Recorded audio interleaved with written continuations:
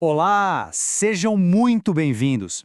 Hoje a gente vai mergulhar numa das histórias mais profundas que existem, a parábola da semente. Vamos juntos tentar decifrar essa mensagem atemperal sobre o nosso potencial, os desafios que a gente encontra e, claro, o nosso crescimento por dentro. E o ponto de partida de toda essa reflexão é esse aqui. A vida é como uma semente. Parece uma metáfora simples, né? Mas a profundidade disso é gigante. Pensa só, tudo que é grandioso um dia começou pequeno, cheio de potencial, só ali, esperando as condições certas para poder germinar. Então, para a gente começar essa jornada, vamos focar primeiro na semente. Antes de mais nada, antes de pensar nos solos onde ela cai, a gente precisa entender o que exatamente essa tal semente representa na nossa vida. É que a semente é muito mais que um grãozinho. Pode ser um ensinamento que a gente recebe, sabe? Uma oportunidade que aparece do nada, ou até uma ideia que te inspira. Basicamente, é todo e qualquer potencial que chega até nós, prontinho para ser cultivado. Agora, o ponto crucial da parábola é que nem toda semente consegue vingar. A história nos mostra diferentes tipos de ambientes, os solos, que na verdade representam os obstáculos que o nosso potencial enfrenta.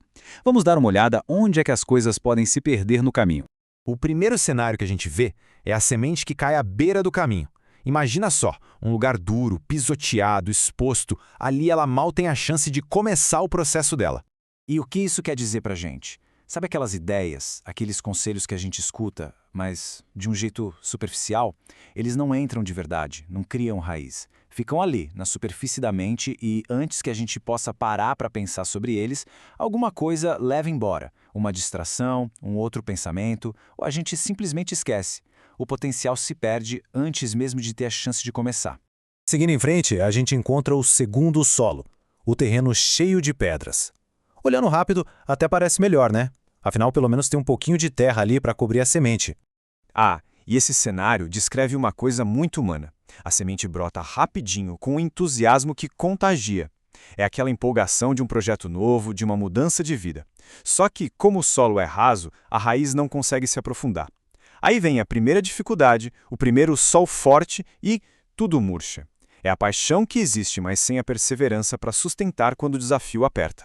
O terceiro cenário, olha, talvez seja o mais sutil, o mais traiçoeiro. É a semente que cai no meio dos espinhos. Nesse caso, ela até consegue germinar. Ela começa a crescer. Só que ela não está sozinha. Os espinhos, que são as preocupações do dia a dia, a ansiedade, a busca sem fim por coisas materiais, eles crescem junto. E eles competem pela mesma luz, pelos mesmos nutrientes e, no fim, acabam sufocando a planta. O potencial estava lá, o crescimento começou, mas o peso da vida impediu que ela conseguisse florescer de verdade. Ok, a gente já viu os obstáculos. Agora vamos virar a chave e focar na solução. O que acontece quando a semente finalmente encontra a terra boa? Quais são as condições ideais para que todo aquele potencial finalmente se realize? Aqui a gente consegue ver o contraste de uma forma bem clara. De um lado, a audição superficial, a empolgação que passa rápido e as preocupações que sufocam. Do outro, as virtudes da terra boa, acolher a semente, perseverar mesmo nos desafios e confiar no processo. É uma troca direta de atitudes que muda completamente o resultado final. Na terra boa, o processo é claro, é poderoso. Primeiro, acolher, receber aquela semente de coração aberto. Depois, crescer, nutrir aquele potencial com constância, todo dia um pouquinho. Em seguida, florescer, deixar que tudo se desenvolva na sua plenitude. E, finalmente, dar frutos, gerar resultados que transformam a nossa própria vida e a vida de quem está ao nosso redor. E aqui tem uma das ideias mais bonitas de toda essa história, na minha opinião. A semente cresce em silêncio. O desenvolvimento dela é um processo interno, quieto, muitas vezes invisível para quem está olhando de fora. E é exatamente assim que a nossa própria evolução funciona. O nosso crescimento pessoal não é um evento barulhento, espetacular.